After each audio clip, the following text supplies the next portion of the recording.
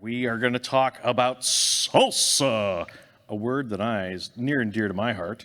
We have Kris Kooi. He's a software engineer from Google's Ghost. He focuses on supply chain security. And is Joshua here? Sad trombone. You just have Kris, who's awesome. Take it away, sir.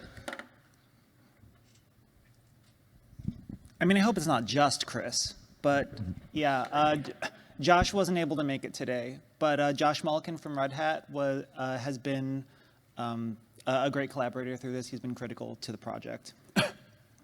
My name is Kris Kooi, if it matters, and I am a member of Google's open source security team, where I've been contributing to the salsa specification for around 6 months.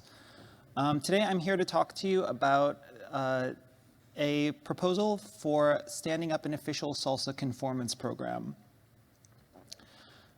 Just to make sure we're all on the same page, what is SLSA?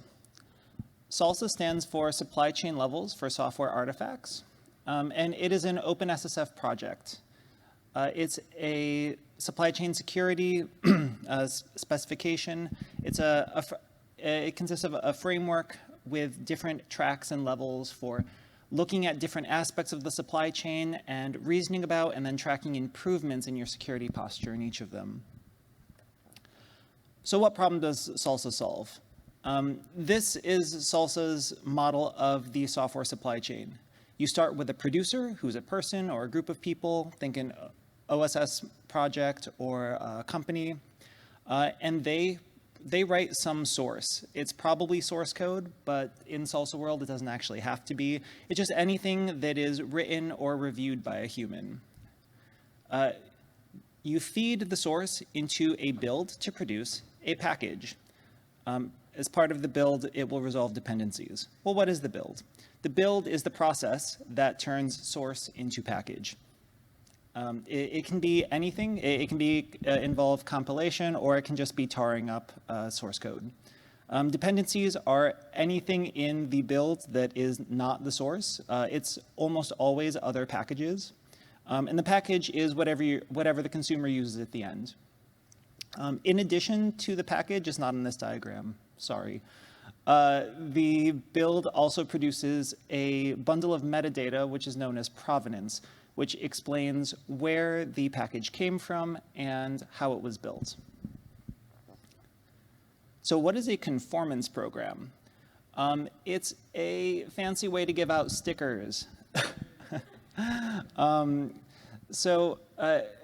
Glibly, it's a program for saying that a particular either software system or service meets or conforms with a specification. In this case, it would be the SLSA specification, and if you participate in this program, your software could get a badge that hopefully looks a little better than this one. So, why does SLSA need a conformance program? Without going into too much detail, it has to do with how the build levels are put together. So at build level 1, you really just get documentation in the provenance. You still have to trust the whole supply chain. Anyone can mess with you at any time. At level 2, and I should say, this is a zoom in on the hexagon in the middle of the build slide. Here, you're only trusting the build step. You know that the build is performed by someone other than the producer, who then creates the provenance. Which means that there are fewer people who can mess with the provenance. And then at build level 3, you have guarantees about the build, saying that, for example, other builds happening in a multi-tenant system could not mess with your build or your provenance. Excuse me. And the trick here is that the trust root between level 2 and 3 is still the build platform, where the organization that maintains or runs it. And I think that stronger guarantees from a higher SLSA level deserve stronger proof. And that's why I think we should add an auditor into the fold.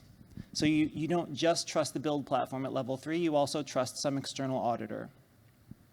So how would this program work? We have one trick at SLSA, and that is levels. So it would start as a two-tiered system. The goal being that over time, we're not calling them levels because over time, hopefully, tier 1 is less used because tier 1 is sort of like SLSA build level 1. It's just documentation. The community maintains a questionnaire that is derived from the SLSA specification of what a SLSA conformant build platform looks like. And the build platform will answer those questions and provide whatever evidence they think is also necessary and publish it to a registry run by the SLSA community or perhaps the OpenSSF. They'll also make a public commitment to vulnerability disclosures that would impact the security of their build system. They commit to keeping it up to date, and then they sign some terms and conditions, and they get a badge.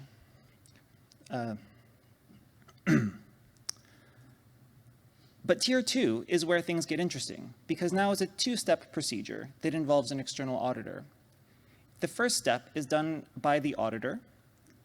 They publish their audit procedure to the registry, and they make a public commitment that every audit they perform will also be published to the registry, even if the organization being audited doesn't like it. And they acknowledge that should they be caught hiding audit reports for whatever reason, we'll kick them out of the program. That's how we build trust in the auditors. If you can pay someone not to tell the world that your build system is bad, they should not be trusted. Step 2 involves both the auditor and the build platform. It's the audit, and then the publishing the audit report. And then you get a badge. Maybe this time the badge has the auditor's logo on it. I don't know. So, how can you all get involved? The definitive resource for all things SLSA, including how to participate, is salsa.dev. The particular conformance proposal that Josh and I have been working on is SLSA proposal number 5 in SLSA framework/SLSA proposals. Otherwise, come to a meeting, find me afterwards, or as always, go to the OpenSSF Slack, #SLSA. Thank you for your time.